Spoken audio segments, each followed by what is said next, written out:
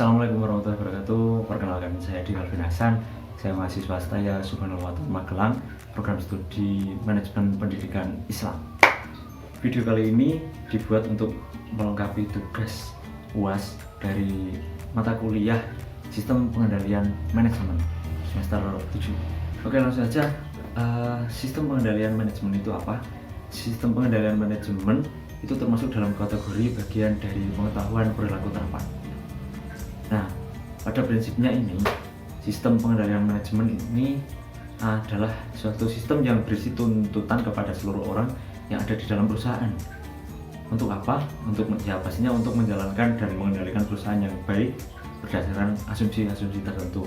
Nah, perusahaan yang baik ini yang seperti apa, teman-teman? Dalam hal ini, perusahaan yang baik itu diartikan sebagai satu, tolak ukur performa perusahaan yang mencerminkan perusahaan berjalan secara efisien, efektif, dan juga pastinya ya produktif. Kemudian yang kedua, penentuan dalam menentukan tolak ukur di atas itu. Yang ketiga, mengapresiasi sumber daya yang dimiliki oleh perusahaan termasuk karyawan yang di dalam perusahaan ini. Jadi setiap perusahaan tentunya mempunyai tingkat kompleksitas yang berbeda-beda dalam pengendalian manajemennya. Semakin besar skala perusahaan, maka akan semakin kompleks tentunya. Jadi seperti itu. Sistem ini lebih bersifat menyeluruh dan terpadu, teman-teman. Artinya lebih fokus dalam berbagai upaya yang dilakukan oleh pihak manajemen agar tujuan perusahaan ini bisa tercapai gitu. Jadi sistem pengendalian manajemen ini bisa diterapkan pada berbagai skala perusahaan karena pada dasarnya perusahaan ini setiap perusahaan itu memiliki komponen-komponen yang hampir sama. Itu baik perusahaan yang skalanya besar ataupun perusahaan yang kecil gitu. Ada 4, itu WERE. Yang pertama W itu work. Itu work artinya pekerjaan. Dalam perusahaan ini pasti ada pekerjaan. Pastilah itu. Masa dalam perusahaan nggak ada pekerjaan itu. Yang kedua E itu employ. Employ itu berarti tenaga kerja. Employee tenaga kerja. Pasti dalam perusahaan ada tenaga kerja yang bekerja di dalam perusahaan ini.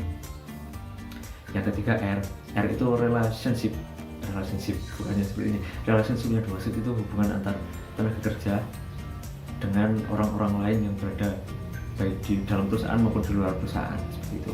Yang terakhir ada E lagi, itu environment itu lingkungan. Pastilah dalam perusahaan itu harus berbuat baik dengan lingkungannya. Kalau nggak baik nanti nggak bisa diterima dengan lingkungan. Selanjutnya ada beberapa ciri penting dari sistem pengendalian manajemen ini. Yang pertama yaitu sistem pengendalian manajemen akan digunakan oleh perusahaan untuk mengendalikan seluruh organisasi, termasuk pengendalian atas seluruh sumber daya yang digunakan, baik itu sumber daya manusia ataupun sumber daya perawatan serta hasil yang didapatkan oleh perusahaan, sehingga perusahaan ini bisa mencapai tujuannya secara lancar. Yang kedua, sistem ini akan lebih fokus pada strategi dan teknik evaluasi yang lebih terintegrasi pastinya dan menyeluruh dengan sifat dan perhitungan yang matang dalam mengevaluasi sesuatu yang ada di dalam perusahaan ini. Yang ketiga, sistem pengendalian manajemen ini akan lebih berorientasi pada sumber daya manusia. Karena apa? Karena pengendalian manajemen ini lebih difokuskan untuk membantu manajer perusahaan untuk mencapai strategi, bukan untuk memperbaikinya, seperti itu.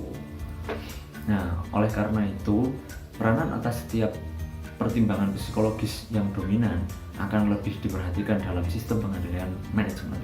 Berdasarkan ciri-ciri di atas tadi, maka bisa kita ketahui bahwa tugas terpenting dari manajemen pengendalian adalah berupaya mencapai tujuan perusahaan seefektif dan seefisien mungkin. Jadi seperti itu.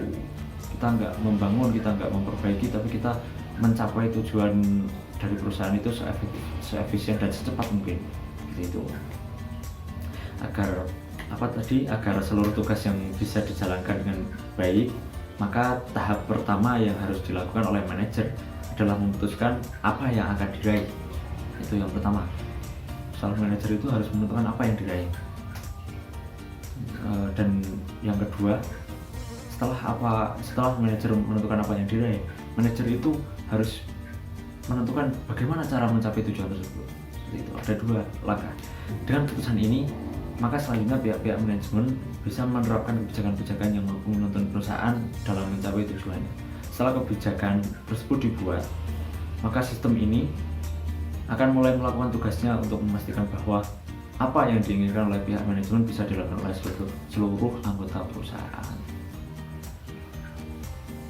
Selanjutnya, sistem pengendalian manajemen ini memiliki beberapa fungsi. Nah, fungsi sistem pengendalian manajemen ini apa?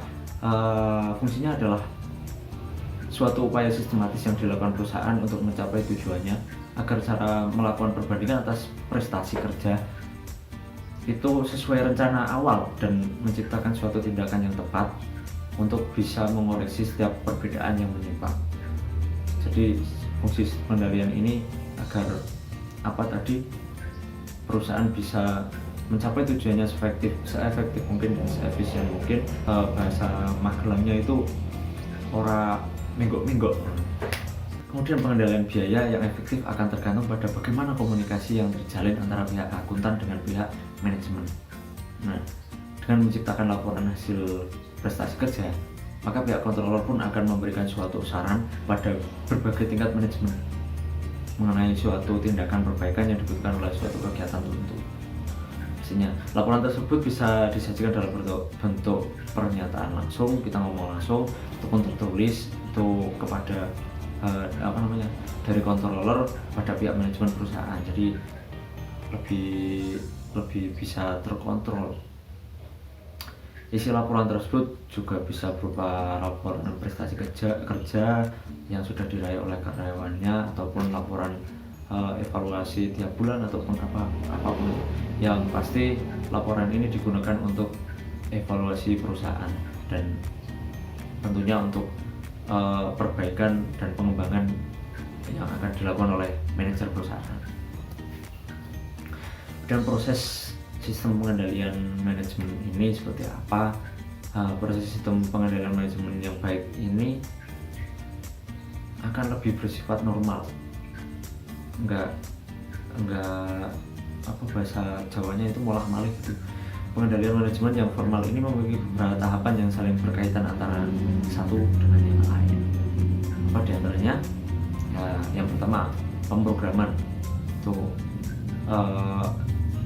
Sebuah perusahaan itu harus terprogram. Dalam tahapan ini, pihak perusahaan akan menentukan program apa saja yang akan dilakukan dan memperkirakan sumber daya yang dibutuhkan. Seperti itu. Untuk apa? Untuk setiap program yang sebelumnya sudah ditentukan. Yang kedua, penganggaran. Nah, setelah kita memprogram, kita harus menganggar apa? Dalam tahapan penganggaran ini, anggaran akan dinyatakan dalam satu keuangan tertentu untuk digunakan dalam periode tertentu, misalnya 1 periode, 2 periode, atau seterusnya gitu. Anggaran ini dilakukan berdasarkan kumpulan anggaran dari pusat pertanggungjawaban. Itu langkah kedua. Yang ketiga, operasi dan akuntansi. Pada tahapan ini akan dilakukan pencatatan dari berbagai sumber daya yang digunakan dan pendapatan yang diperoleh.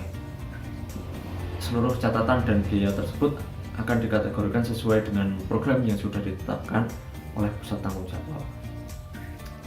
Nah, pengkategorian yang sesuai dengan program yang sebelumnya sudah dilakukan akan dimanfaatkan sebagai dasar dalam pemrograman di masa yang akan datang. Seperti itu. Sedangkan pengkategorian yang sesuai dengan pusat pertanggungjawaban akan digunakan untuk mengukur performa manajer. Nah, manajer perusahaan. Dan yang terakhir itu laporan dan analisis. Laporan dan analisis ini merupakan tahap yang paling penting, teman-teman. Karena apa? Karena menjadi ending atau hasil atau penutup atas siklus proses pengendalian manajemen agar seluruh data pada proses pertanggungjawaban ini bisa dikumpulkan, bisa dijadikan satu. Nah, analisis laporan ini bisa berupa apa? Satu, perlu atau tidaknya strategi perusahaan untuk ditinjau kembali.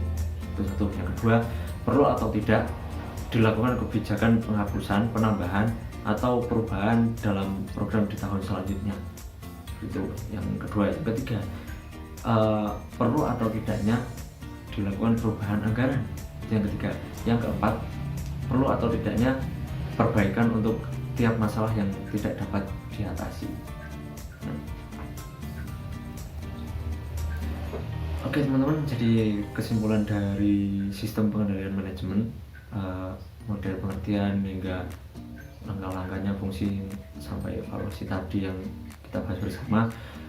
Pada prinsipnya sistem pengendalian manajemen ini adalah suatu sistem yang berisi tuntutan kepada seluruh orang yang ada di dalam perusahaan untuk menjalankan dan mengendalikan perusahaan sebaik mungkin, seefisien mungkin, dan berdasarkan asumsi-asumsi tertentu. Kemudian proses pengendalian manajemen yang formal ini memiliki beberapa tahapan yang saling berkaitan antara satu dengan yang lainnya, yang terdiri dari pemrograman tadi, penganggaran, operasi, dan akuntansi, serta laporan dan analisis. Nah, seluruh catatan dan biaya tersebut akan dikategorikan sesuai dengan program yang sudah ditetapkan oleh pusat pertanggungjawaban. Pengkategorian yang sesuai dengan program akan digunakan sebagai dasar. Dasar apa? Dasar dalam pemrograman di masa yang akan datang. Jadi itu sebagai bahan evaluasi dan pengembangan gitu maksudnya. Nah, sedangkan pengkategorian yang sesuai dengan pusat pertanggungjawaban akan digunakan untuk mengukur performa manajemen, performa manager maksud saya, sorry. Namun untuk membangun perusahaan yang besar dan sukses, sistem ini tidaklah cukup. Dibutuhkan juga manajemen keuangan yang baik dan tepat agar perusahaan ini bisa menerapkan kebijakan yang baik untuk perusahaan di masa depan dan mencapai tujuan sebaik mungkin, seefisien mungkin, dan seefektif mungkin. Terima kasih, saya Dika Binasan, kurang lebihnya mohon maaf. Wassalamualaikum warahmatullahi wabarakatuh.